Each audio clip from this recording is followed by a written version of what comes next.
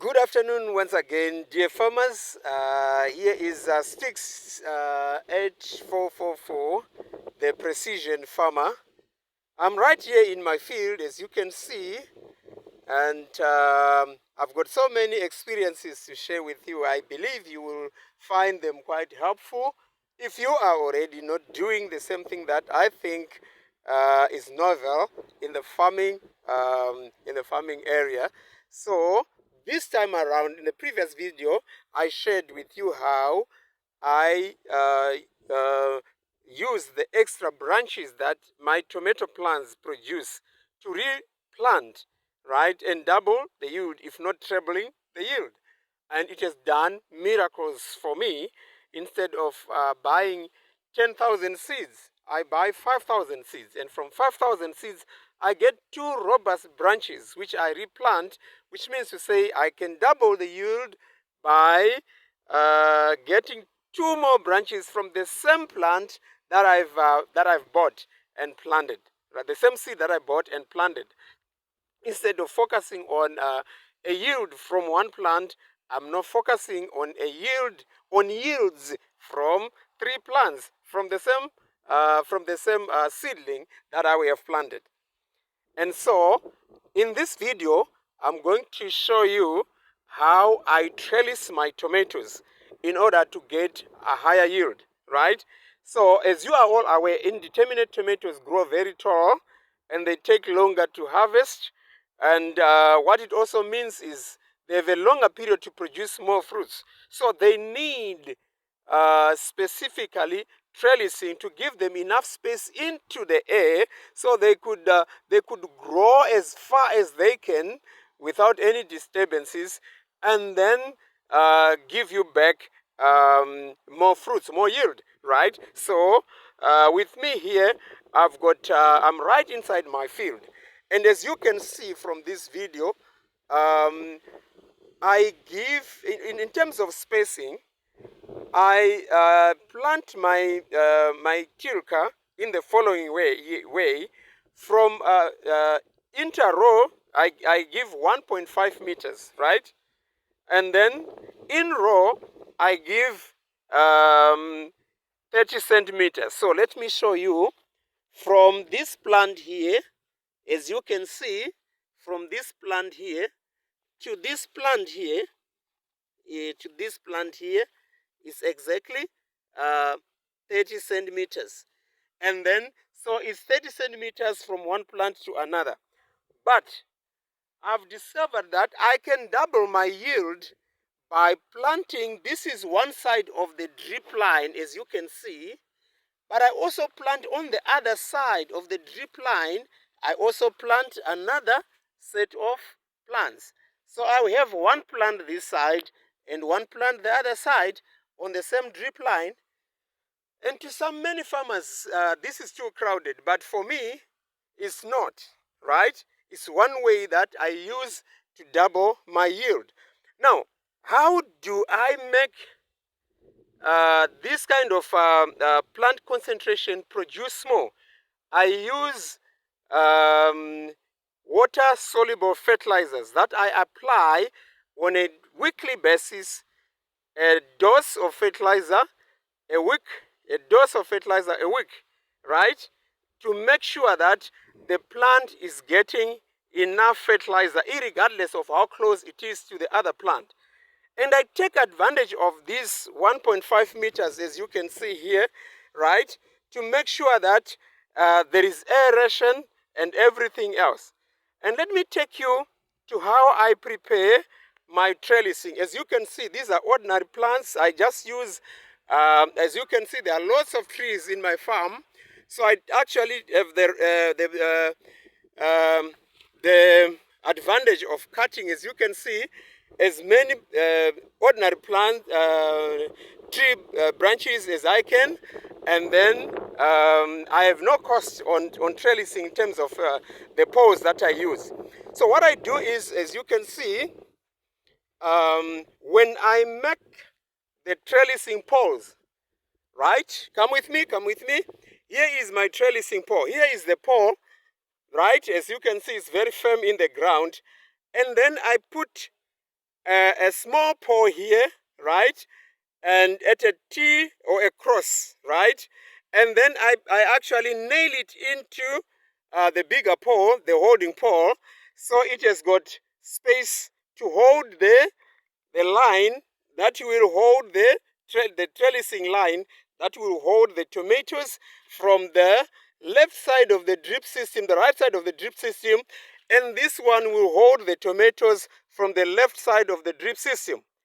And then that means to say the plants that are on the left side have got this space on the of about 1.5 meters to grow specifically in a leeway direction, positioned away from the main position of the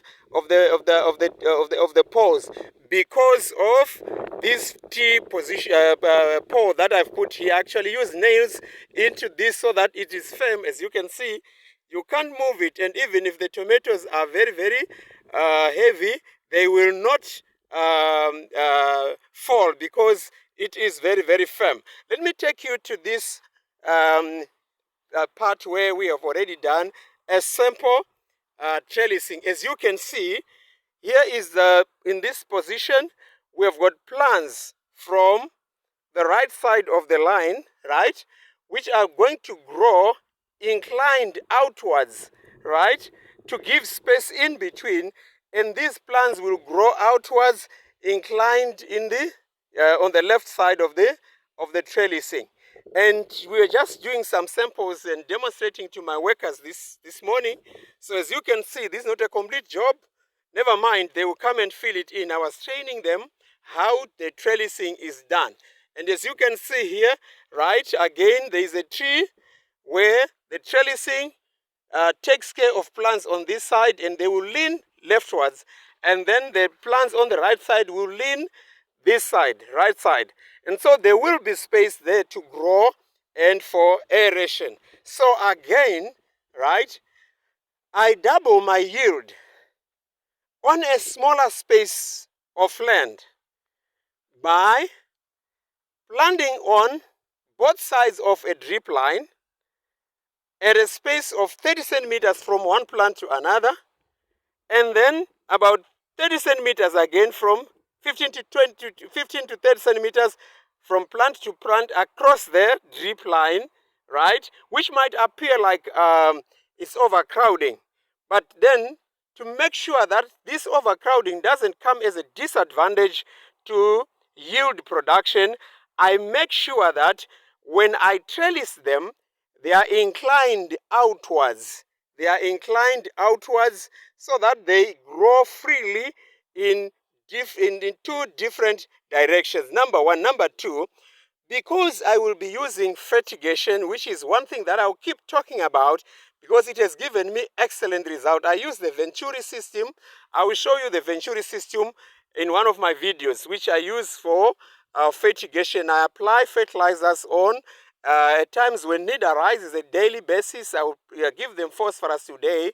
Tomorrow I will give them potassium.